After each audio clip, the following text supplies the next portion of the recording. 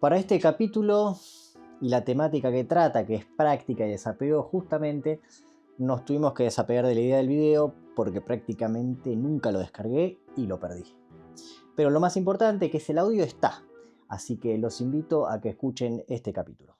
En el camino del yoga, práctica y desapego se implican mutuamente.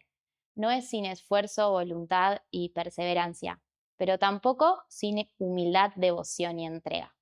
Como inhalación y exhalación, Abhyasa y Vairagya van marcando un pulso, un vaivén, un ir y venir entre hacer y soltar, accionar y entregarnos.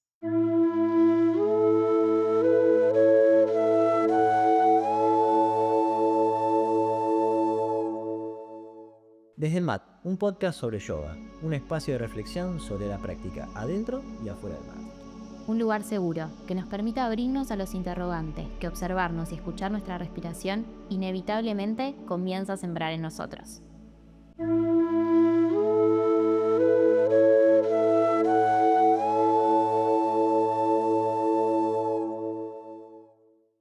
Bueno, acá estamos otra vez, nuevo capítulo. Y en los dos últimos episodios hablamos del yo de la acción, o el yoga en acción,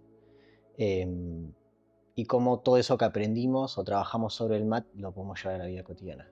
Sí, exacto. Así que si recién llegas a este podcast, te invitamos a escuchar los episodios anteriores donde nos embarcamos en profundidad en estos temas y reflexiones. Bien. Y también vimos cómo si no nos peleamos ni negamos quizás las lesiones, como que tenemos mucho para aprender de eso, ¿verdad? Sí, exacto. Por ahí habíamos terminado nuestra última charla la semana pasada y te había propuesto que para seguir explorando en esta dirección podíamos hablar de dos conceptos centrales en los Yoga Sutras de Patanjali, que son Abhyasa y Vairagya, práctica y desapego. Bien. Entonces, por ahí podemos empezar repasando un poquito qué era lo que nos decía Patanjali del yoga en primer lugar. Dale. Entonces él nos traía en su segundo sutra una definición súper famosa que es Yogas Chitta Vritti Nirodha. ¿Te acordás qué significaba? Bien, ¿cómo se dividían entonces? Yoga es Chitta Vritti Nirodha. Bien. Chitta era mente. Sí, a grandes rasgos, como Sí. la experiencia mental en su conjunto. Experiencia mental. Bien. Y después podemos identificar ahí adentro de ese gran globo tres como funciones específicas de la mente. Perfecto. Buddhi. Sí, que era el intelecto. Exacto, ¿no? la inteligencia. Bien. En la metáfora que habíamos hecho del carruaje era el conductor, el que lleva las riendas y Bien. pone la dirección. Perfecto. Y las riendas esas son manas, que es la parte de la mente que es como más operativa, un poco más así, monkey mind, como Bien. recibe información de todos los sentidos, toda esa información sensorial, como que la ordena de alguna manera, la filtra y nos devuelve algo que se parece a una peli, ¿no? Donde Bien. lo que escucho y lo que veo, lo que huelo, Claro. más o menos me regala una imagen dentro de todo coherente. Excelente. Y Nirodha era... Y antes nos falta el tercer componente, que es Ahamkara, que es el que a veces nos trae más problemas porque es la noción de uno mismo, de Bien. que soy yo, Lucero, la que está viviendo esa peli. Excelente. Listo, creo que lo tengo. Bien, entonces tenemos Chitta, sí. con todos sus componentes. Sí. Vritti. Claro. Vritti era fluctuaciones. Fluctuaciones, es que esa peli está todo el tiempo andando, está todo el tiempo en movimiento. Es como que tenemos frame after frame after frame de experiencia, ¿no? Y los Vrittis están ahí como esa sensación más de torbellino. Bien. Y el Nirodha sería hacia lo que apuntamos con nuestra práctica de yoga, ¿no? La cesación. La suspensión, sí, la sensación, exacto. Y unos sutras más adelante, Patanjali sigue en los sutras después describiendo cómo son esos Vrittis y que hay de distintos tipos. Y después nos dice, bueno, y para que todos estos Vrittis un poco se calmen, la receta es práctica y desapego. Abhyasa y Vairagya. Así que te propongo que exploremos estos dos conceptos por separado y después podemos charlar un poquito de cómo es que se implican mutuamente. Buenísimo. Entonces, empezamos por Abhyasa, la práctica. La práctica. Hay un dicho que decía mucho Pattabhi Joyce, o al menos que repiten un montón, que él decía que 99% práctica, 1% teoría, ¿verdad? Exacto. Bien. Que a veces podría parecer que entonces esto que estamos haciendo acá, este porcentaje de teoría, fuera como menos importante. No creo que tenga que ver con una jerarquía de importancia, sino que si no practicamos todo esto que estamos acá hablando, es medio el Pepe. Como está buenísimo poder enmarcar teóricamente lo que hacemos, a mí me encanta, pero soy muy nerd, pero de alguna manera tiene que ser una reflexión que nace de la práctica y que vuelve a la práctica. Porque el yoga no es un concepto que puedo definir, sino es más bien una experiencia. Y como hablábamos la semana pasada, te tiene que encontrar haciendo algo. ¿No? Lo primero que tengo que hacer es, quiero ir en esa dirección del Niroda, bueno, algo tengo que hacer. Bien. Pero eso que hacemos, eso que practicamos, no es un hacer por hacer, ni es hacer cualquier cosa. Y habíamos hablado hace 2 semanas de este trípode en el que se sostiene la práctica de yoga, lo que hacemos en nombre del yoga, ¿no? ¿Te acordás? Esto de el tapas, sí. Cierto esfuerzo y disciplina en esa dirección. Swadhyaya, que es con un propósito de autoindagación y basado también en las escrituras, en los textos. Y Ishvara Pranidhana, con un fondo siempre de devoción. Y siento que esto es lo que nos va permitiendo durante la práctica, en nuestra práctica y después en nuestra vida, poder cultivar una actitud en la que observo lo que hago y lo que siento mientras lo hago y lo siento, de alguna manera. Entonces vamos a tratar de desarmar eso y decirlo un poco más en criollo. Bien. Para empezar, que cuando estoy practicando yoga, no estoy haciendo cualquier cosa. Hay sí un marco de contención, unas técnicas específicas que se transmiten además, ¿no? En este linaje lindísimo de buscadores, de maestros y discípulos, pero que de alguna manera siento, y a mí me pasa con mi práctica de Ashtanga, que está ya estipulado lo que tengo que hacer, me quita ya mucho briti de pensar qué hacer, ¿no? Como que hay mucho movimiento mental en relación a decir, bueno, hay de alguna manera una técnica que me fue dada, que me fue compartida y que sigo y que me contiene. Y hago mi práctica y hago eso, no hago cualquier otra cosa. Pero, como lo paradójico es que al final la técnica se vuelve anecdótica, porque no importa tanto si te estás poniendo la pata atrás de la cabeza o si sostuviste tanto tiempo tus pulmones vacíos de aire que te vas a poner violeta. Como lo interesante está justamente en esto que decíamos hace un ratito, de que mientras estoy haciendo mi práctica puedo observarme a mí misma haciéndola y toda esa catarata de britis que seguro aparece mientras la hago, ¿no? Como si la práctica fuera tanto un vehículo, un medio para observarme a mí misma en eso y un espejo, ¿no? Porque observo todo eso que me pasa y voy aprendiendo un poco más de mí. Esto de Swadhyaya que hablábamos la semana pasada o hace 2 semanas, ya no me acuerdo. Y acá la práctica nos va como cultivando esta posibilidad al principio, o esta invitación a volver a la experiencia instante tras instante tras instante. Entonces la técnica, el pranayama o el asana enmarca nuestra experiencia y nos va invitando todo el tiempo a volver, porque mis britis van a tender a lo que hacen, volar, moverse, así medio alocadamente. Y en el marco de mi práctica me traigo a mí misma una y otra vez al momento presente. Y te delata la misma práctica si no lo estás haciendo también quizás, ¿no? Totalmente. O sea, a mí me pasa que me salteo una postura y yo, che, esto no va acá. ¿En qué estaba pensando? ¿No? Sí. Hice 3 saludos o 4 saludos. Ay, y recién empecé, ¿viste? Y ya me distraje. Sí. Totalmente. Y también que hay días que eso está más amable o más domable, y días que, bueno, la mente está más indomitada. Las que para mí delatan mucho, o no sé si delatan, pero es como que a mí me pasa bastante, son las de equilibrio. Como que los días que no logro quedarme en equilibrio, justamente, es muy loco. Por ahí es porque venía muy acelerado de antes, y es como que ese momento donde necesitas cierto eje, cierta estabilidad, es como si no estás en eje, si tu día no estuvo en eje. Sí, a veces el cuerpo es metafórico y a veces muy literal. Sí, sí. Interrumpo un ratito el capítulo de hoy para recordarte que si te interesa lo que estás escuchando y querés seguir en contacto con nosotros, podés seguirnos en nuestras redes, @yoga.somaya, y sumarte a nuestras propuestas presenciales en Casa Bless. Y bueno, pero lo que nos dice un poquito después Patanjali es, todos podemos practicar, pero no es ni para vagos ni para impacientes. Porque la práctica lo que te pide es tiempo, es un proceso, no es de un día para el otro. Esto de la constancia que también veníamos hablando, de que además casi que lo esperable es que falles una y otra vez. Y entonces la práctica también ahí aparece como otra capa de práctica, que es volver al altar del mat, al altar de la práctica, y presentarse con devoción también una y otra vez. Porque nos vamos a distraer, porque nos vamos a sacar del equilibrio, porque estamos fuera de foco, porque un día no tenemos energía, porque un día tenemos demasiada energía.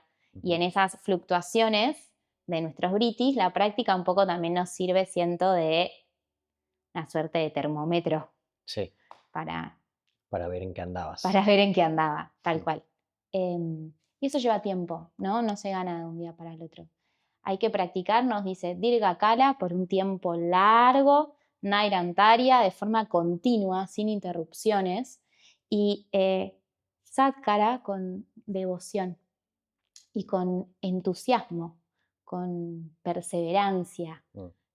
Como ponerle amor a la cosa, no es, ay, cumple con mi práctica. A veces sí, a veces es checklist, como bueno, practiqué. Sí. Pero de alguna forma la intención es que la práctica se vuelva este espacio del día que habito con conciencia de lo sagrado que es tener un cuerpo que respira, que se mueve, al menos eso es para mí, ¿no? Entonces es este ratito de mi día donde no es que eso no ocurre en el resto del día, pero cambio mi actitud, o lo observo con esa devoción, con esa reverencia. Y bueno, y esto, como dedicarle un tiempo, no esperar que sea de un día para el otro. Que nos lleva un poquito a lo que sigue, al desapego, porque a veces sí le ponemos mucha expectativa a nuestra práctica, ¿no? Como me pasa también, que tengo un día malísimo y por ahí es que hoy no practiqué. Es que hoy no practiqué, entonces mi día se me va. Entonces, si llego al mat, en el mejor de los casos, llego arrastrándome y pidiéndole todo al mat, tipo, por favor, arregla mi salud mental, ¿no? A veces la satisfacción después de practicar es inmediata y siento que eso ayuda a la motivación del día siguiente. Es más fácil si ya tenés experiencia de qué bueno estuvo esto, volver a practicar, pero a veces no tanto. A veces practicás, igual estás como, un poco. Y en el proceso, bueno, está ahí, como que la práctica sea valiosa por sí misma y no tanto por lo que nos da o lo que obtenemos de esa práctica. Que ahí está su contraparte entonces, que es Vairagya. El desapego. El desapego. Bien. Y el desapego me cuesta un poquito más sintetizarlo. De alguna forma es soltar, y cuando estaba como escribiendo un poquito, ordenando las ideas para hablar hoy, pensaba qué puedo compartir de #soltar, que no sea una reflexión medio pedorra y superficial de las que ya estoy un poco harta de, ¿no? Como, ¿qué otra vuelta le podemos encontrar? Entonces, ordenando el mapa mental y de textos igual también, pensé como en algo más escalonadito, que podemos pensar en 4 como capitas que podemos ir pelando en relación a Vairagya o el desapego. En primera instancia, reconocer qué me tiene apegado, a qué estoy apegada, ¿no? ¿Qué es eso que me aferra un poquito o que yo me aferro a eso? Después, una vez que pude reconocerlo, a partir de ese darme cuenta, puedo elegir conscientemente y no desde el impulso. Y ese punto 2 me parece que es un lugar muy interesante. Y después hay un punto 3 que es, le puse de alguna forma como desapegarme hasta ese desapego, que ahora vamos a ver un poquito de qué se trata. Y por último, entender que desapegarse no es desentenderse. Y que entonces estoy implicada también y eso lleva práctica. Buenísimo. Vuelve a empezar. Vuelve a empezar. Entonces, ¿a qué estoy apegado? Sí. Me parece que estaba bueno, como estamos hablando de esto en el contexto de los Yoga Sutras, traer un poquito cómo Patanjali nos presenta las nociones de apego. Que para sintetizarlo o resumirlo podemos decir que mi chita, mi mente en grandes rasgos, frente a cada experiencia mental, pone una etiquetita para acordarse después cómo nos fue, que es, esto estuvo buenísimo, me encantó, repitamos, o esto fue horrible, no me gustó, no quiero más. Uh-huh. Y ahí vamos creando como un mapa de apegos y aversiones, que son como la otra cara de la aversión, porque eso que rechazo en realidad me tiene tan agarrada como eso a lo que estoy muy apegada, que es lo que vamos a hablar en un ratito. Pero, entonces el primer paso podría ser, si la práctica de yoga, dijimos, esta experiencia mental que vuela por mis sentidos y mi chita y está toda desordenada, llena de britis, lo que estoy haciendo con la práctica de alguna manera es poder replegar eso un poquito, ese mecanismo que se proyecta para afuera, poder reconocerme, traerlo para adentro. Podría ser en primera instancia reconocer cuáles son esas cosas a las que mi mente se va. Cuando estamos practicando pasa un montón, que hay prácticas que como un pensamiento recurrente. Sí.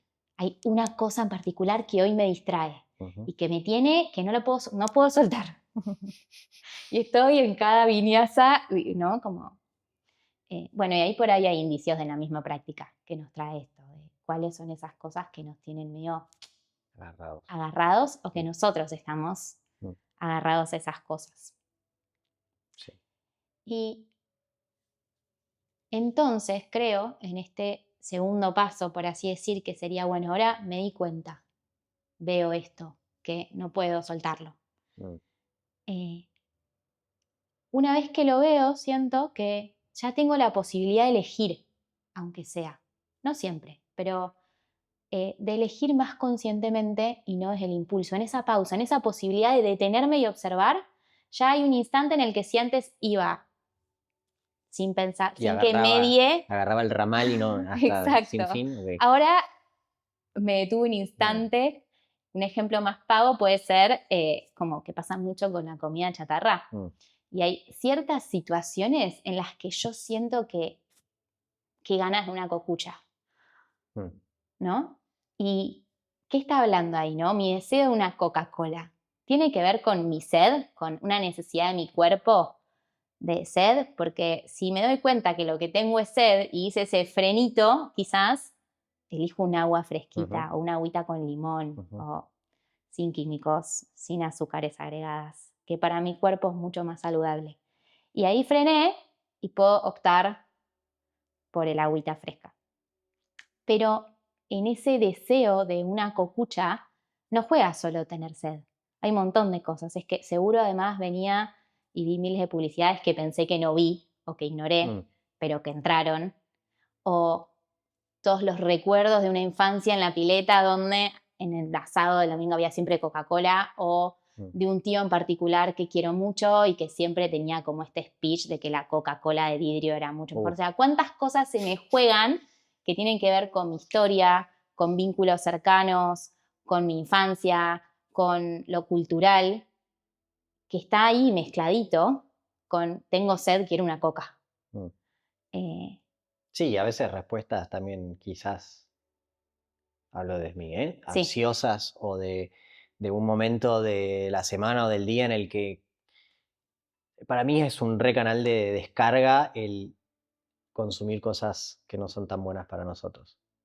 Es un capítulo aparte, pero como que las ganas que en la semana me agarran de un heladito, eso porque hace poquito me di un gustito y es como que mi cuerpo me está diciendo, dame más de esto, también, ¿no? Que es como, ahí sí es, a mí en lo que me sirve reconocer ese apego que decís es decir, ok, pará, hace 3 días te diste el lujito de comerte un helado, bueno, hoy te lo está pidiendo el cuerpo porque lo hiciste hace 3 días, bancala, ¿no? Como observar ese impulso del cuerpo también de consumir algo que lamentablemente hace daño. Sí, pero primero reconocerlo, como decís. Primero reconocerlo. Observar. Sí. Y tomar decisiones, digo, porque también hay contextos o momentos en los que está re bueno tomarse el heladito. Sí. O la cocucha. Claro. Como, si no, bueno, ahora vamos a hablar, se me vuelve demasiado rígido sí. y también genera de alguna forma problemas, ¿no? Sí. Y a eso me refería cuando decía esto de desapegarme hasta del desapego. Que tiene que ver con este ejemplo que trajiste vos recién, que me cae perfecto, porque el ejemplo que yo había buscado es que a principio de año, por un síntoma muy específico que había aparecido en mi ciclo menstrual ovulatorio, estoy trabajando con unas médicas que me están acompañando, un cambio de alimentación que fue bastante 180 y de un día para el otro. Entonces, de un día para el otro, no más harinas, no más lácteos, no más azúcar, nada de paquete, nada ultraprocesado. Y pude hacerlo, también a fuerza de muchísima disciplina, pero los primeros 2 meses no podía dejar de hablar del tema. O sea, lo único de lo que yo podía conversar con cualquier persona era mi dieta. Claro. Llegué a soñar que me comía una pizza de mozzarella. O sea, había algo en mi mente, en mis britis, que seguía ocupando mucho espacio y generándome un nivel de tensión y de movimiento que está bien que en esos primeros momentos la disciplina era necesaria y me hizo muy bien. Sí. Y los temas que fui a tratar, estuvo buenísimo hacerlo. Y ahora siento que en el medio algo de esa dieta se pudo integrar y algo de esa cosa dogmática del no más también se hablando un poquito. Y el Día de la Madre tomamos un heladito. Bien. Bueno, tengo un ejemplo parecido. Sí. Hace poquito también nos juntamos a cenar con unas amigas y propuse la de dejar los celus aparte. Muy bueno. Pero estuvimos como 2 horas hablando del celu y de lo malo que es y de cómo nos tiene atrapados. Y fueron 2 horas, literalmente, de estar hablando de eso y como lo dejamos, pero hablamos de eso. Bueno, el mismo ejemplo, ¿no? Sí. Como si hubiera algo ahí que igual también un poco, por ahí es parte, siento, sí, de ese camino. Y que pasa mucho también en la práctica. Porque en esto de frenar y reconocer, la práctica quizás es ese momento en el que frenamos y observamos y reconocemos. Y aparecen esos britis que nos distraen, esas sensaciones que estaban guardadas muy en lo profundo del cuerpo, que de repente hay una postura que nos lo actualiza. Y estamos en esta como predisposición a trabajar con nosotros mismos. Y la parte de la práctica entonces opera estos cambios, ¿no? Como pasa un montón, que la práctica vemos sintiendo que nos transforma. Pero para que esa transformación suceda, tengo que estar dispuesta a sacrificar las viejas formas. Y en ese proceso es re esperable, no sé si normal, pero esperable que aparezcan resistencias. De que hay algo de eso que estamos medio mutando en nosotros y que se resiste y que aparecen todavía esas como... Entonces en esto como menos grave, ¿no? Del celular o del ultraprocesado, que puedo ver cómo mi cuerpo visceralmente reacciona y lo sigue queriendo por más que yo puedo intelectualizar que eso no me hace bien. Bueno, quizás con patrones emocionales o con aspectos de nosotros mismos que no nos gustan tanto y que tendemos a barrer un poco a un costado y con la práctica aparecen. Y esas son instancias donde la práctica a veces nos genera mucha resistencia, como incomodidad.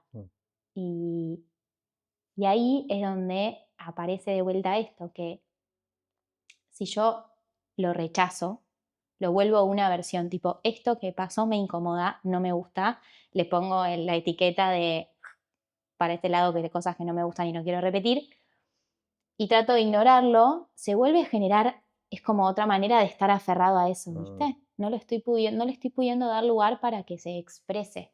Claro. Y ahí de alguna forma es como, eso es lo que sentí yo o lo que me ayudó a pensarlo en este sentido de, igual que nos pasó con el celu o con la comida, tener esta primera instancia en la que necesito como elaborarlo mucho y después un poco lo puedo soltar, ¿no? Como después sí. De a poco se ablanda, pero tengo que darle lugar para que esa incomodidad de alguna forma se exprese.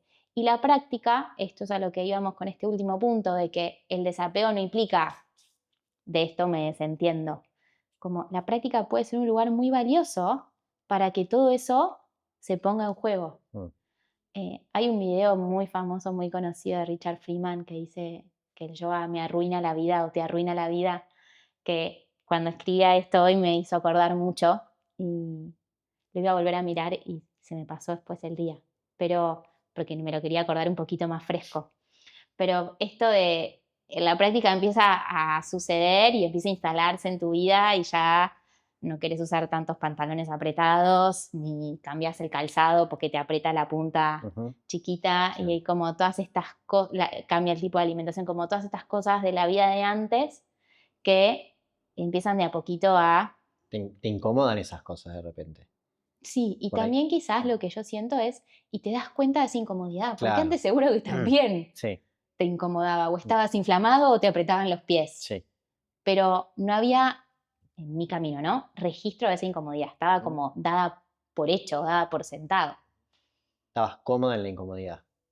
Sí, o no conocías otra cosa, ¿no? Como me pasó también con este cambio de dieta, de repente dije, estaba inflamada y ahora no lo estoy, ahora reconozco la diferencia y no sabía que podía no estar inflamada. Como, bueno, lo mismo, creo que la práctica empieza a suceder y a traer eso en nosotros. En esta doble vía de práctica y desapego, de hago esto con presencia y con devoción y lo que hablábamos la semana pasada y después suelto los frutos, suelto los resultados.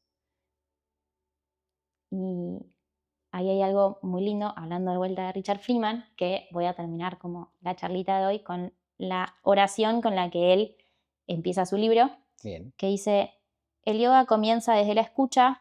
Cuando escuchamos, creamos más espacio para que el mundo sea como es. Permitimos que los demás sean quienes son y damos permiso a nuestros cuerpos y nuestras mentes para que se puedan manifestar plenamente. Entonces, como para cerrar, en esta doble vía de práctica y desapego, siento que es, ¿no? Como vamos generando ese espacio para escuchar y permitir que el mundo se despliegue como es y no tanto como yo quiero que sea, de alguna forma, como en esa distancia que me permite ensayar la práctica. Y entonces, para la semana que viene, pensé que podíamos meternos un poquito más en cómo es esto de que el mundo sea como es. Cómo podemos entender o pensar esto del mundo manifestándose y siendo, que también ahí tenemos algunas ideas claves, así que vamos a hablar de los gunas, que es un tema que es súper lindo e interesante si alguno quiere ir espiando de qué se trata. Muy bien, gracias. A vos, un placer. Si llegaste hasta acá, muchas gracias y nos encantaría saber qué pensás y si algo de lo que charlamos resuena con tu propia práctica. Te invitamos a seguirnos en nuestras redes, @yoga.somaya, y sumarte a nuestras clases, talleres y propuestas presenciales acá en Casa Blés, este espacio bellísimo Vicente López, donde suceden todas las actividades de Somaya.